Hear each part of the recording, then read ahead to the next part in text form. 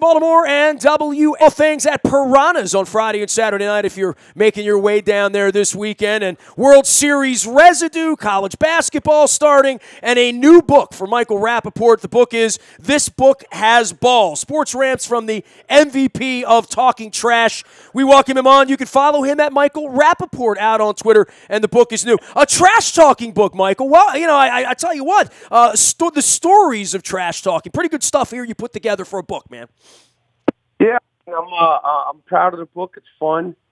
It's the book. This book has balls, sports rants from the MVP of Talking Trash, and you know, it's a fun book. You know, I talk about everything from the audacity of Muggsy Bogues to why Lawrence Taylor is the greatest football player ever, to why LeVar can't ball, you know, to my lifelong relationship with Muhammad Ali. You know, for you in putting this book together, I guess piecing together stories of trash talk, there's also trash talk that happened during the World Series the other night when guy takes to the dugout, starts making slanted eyes at a pitcher. I mean, you know, where trash talk ends and where hazing begins and where taunting is, I guess video games have sort of changed that for the kids these days, haven't it?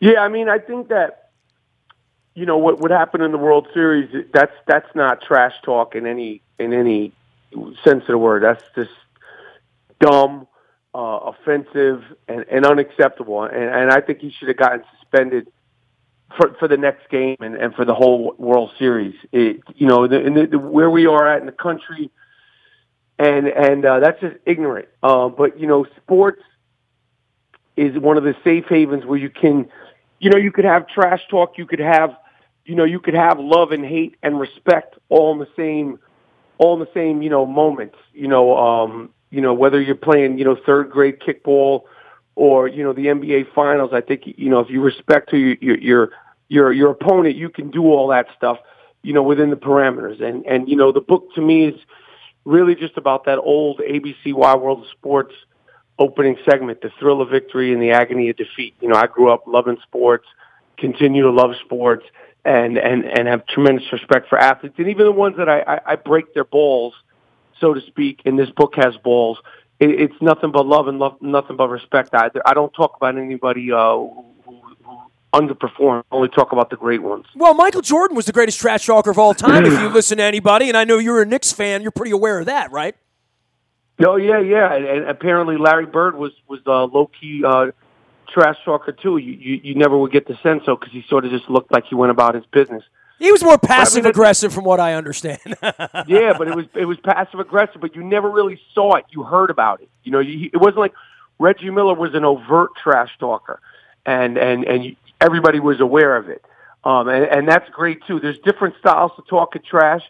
There's different tones. Of course, Gary Payton, fantastic trash talker.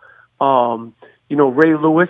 Was talked a lot too, you know, and you know the thing is when you're at that level you got to back it up, and in my book I talk a lot of trash and I definitely back it up. The book is This Book Has Balls, sports rants from the MVP of trash talking, Michael Rappaport. You can follow him out on Twitter as well. You know, you mentioned trash talking, and all the first 10 names are basketball players, right? I guess there's more time. There's more you can dribble while you trash talk. It's kind of hard to chase down a running back or wide receiver. You can talk trash after the play, maybe, and there's a little bit more of that goes on in football. They've tried to quell that a little bit. But then there's like golf where no one talks. And then there's baseball where like a bat flip or you raise an eyebrow the wrong way and next time you get a 93-mile-an-hour heater into your ear. It is a little different. Basketball, and I guess maybe part of that for our generation and a guy your age and my age was White Man Can't Jump, right? I mean, that's sort of 30-year-old movie at this point. I saw Woody Harrelson on Marr last week. That was sort of the gold standard of sports films for trash talk that began playground talk maybe in maybe they're in the 90s and a little bit more. It wasn't frowned upon. My dad frowned upon that. My dad grew up in the 40s and 50s. You didn't talk trash in the 40s and 50s. Yeah, that's a good point. You know, I think one thing with basketball is you could see everything and it's sort of accepted in the culture of basketball. Football, we don't know what the hell they're saying because they're you know, they have masks on. I think there's a lot of trash talk going on, especially between the defensive backs and the wide receivers, because you know the wide receivers are the you know, they're the sort of most emotional players in the NFL. But like I said, in sports, I think it's part of the culture. Obviously, like you said, in baseball, they shun upon it and all that stuff. But, I think it's, a lot of times it's done low key. I would consider myself an overt trash talker, hence the fact that I have an entire book dedicated to it. But, I think it's sports. And right now, we have a president who talks trash. So it's sort of like a mainstream thing. And one of the things I talk about in the book is the greatest sports films of all time. And of course, I mentioned White Men Can't Jump. And it's crazy to believe that movie is that old at this point because it's such a game-changing sports film. What's the end game for trash talk when the President of the United States is doing it, Michael? You know what? I don't know what the end game is, but listen, I'm an actor / writer / podcaster, and we're talking about athletes. I want my president to be better than me. I don't want my president to be just like me. I don't want my president's standards to be like me, nor do I want it to be like my favorite, football player.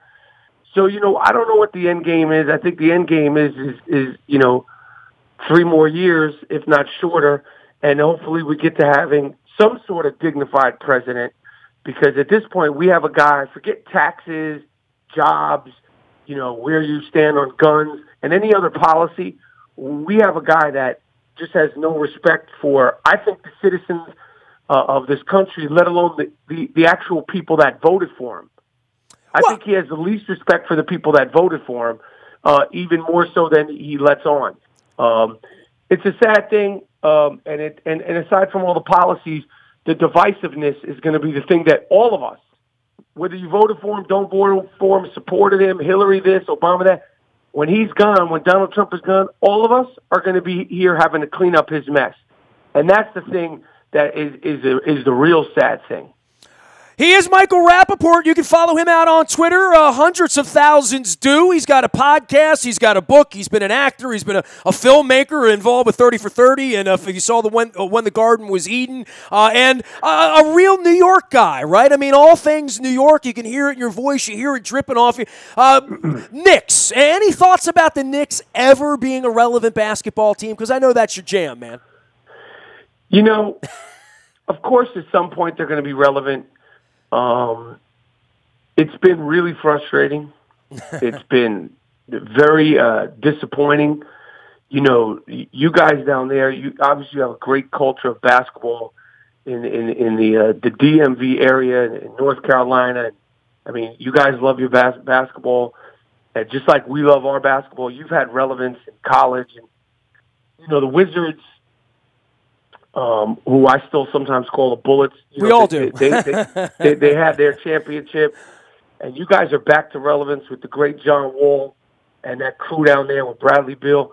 The Knicks had just been such a revolving door of trash, not in a good way. And, of course, we'll get back to relevance. When, I don't know. We have a nice little core now. But we ain't winning no championship. We'll be lucky to, exceed every single expectation and make the playoffs.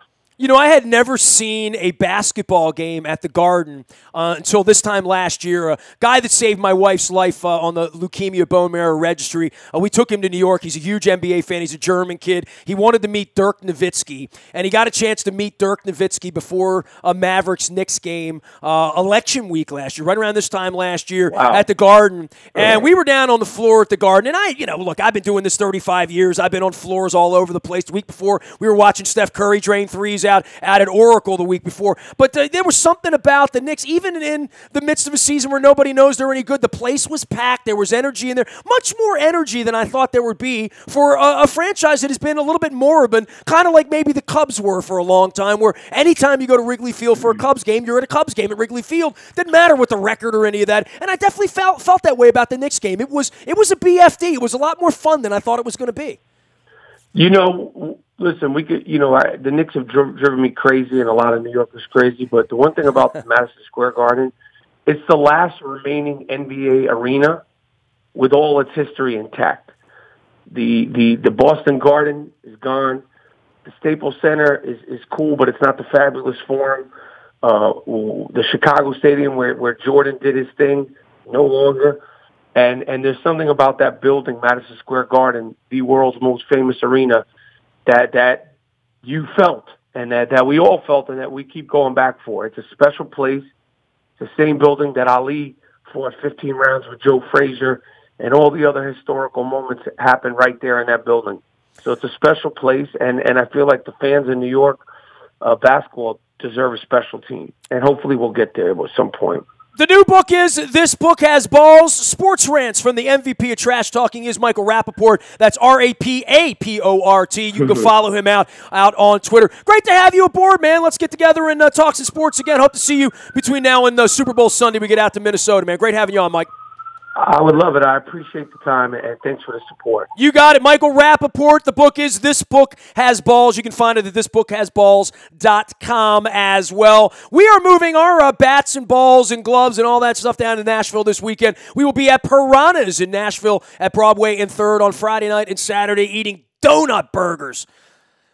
Who thought of that? Hot chicken. I know they thought of that down there as well. But a couple days down in Nashville and a big game for the Ravens down in Tennessee. Anything you missed this week, you can find in the BuyAToyota.com audio vault 24 hours a day from anywhere in the world on your mobile device by downloading the TuneIn Radio app. We do come in crystal clear from anywhere in the world you happen to be. I'm on Facebook, Twitter, LinkedIn, Snapchat, Instagram, streaming live on our Facebook, as well as our YouTube WNSTV channel. We are WNST.net, AM 1570, and WNST House in Baltimore, and we never stop talking Baltimore sports.